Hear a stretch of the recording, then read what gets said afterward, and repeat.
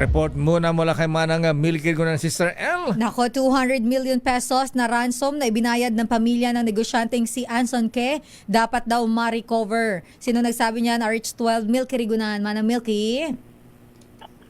Sister El at Lakay, dapat matunton at ma-recover ng Philippine National Police ang 200 million pesos na ibinayad bilang ransom ng pamilya ng negosyanteng si Anson Ke. Ayon kay Assistant Minority Leader Johnny Pimentel, dapat matunton ang money trail, mahuli at makulong ang mga nasa likod ng kidnapping. Sabi ni Pimentel, ang pag-recover sa ransom ay paalala na crime does not pay dahil hindi pinapayagan ng gobyerno ang pagbibigay ng ransom sa mga karumal-dumal na krimen. Paliwanag ni Pimentel, senior member ng House Committee on Public Order and Safety, kapag nabigo na ma-recover ang ibinayad na ransom, magsasilbi itong dangerous cycle ng karahasan at exploitation.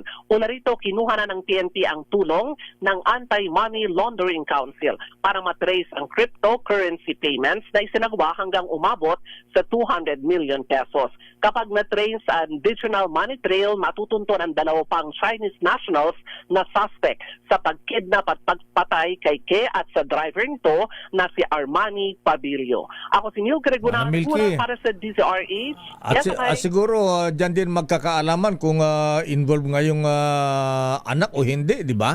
Ayan, kung ang paper trail mapunta doon sa hindi, wala namang kinalaman yung anak, di siyempre absuelto na sa dyan. Ayan, oo.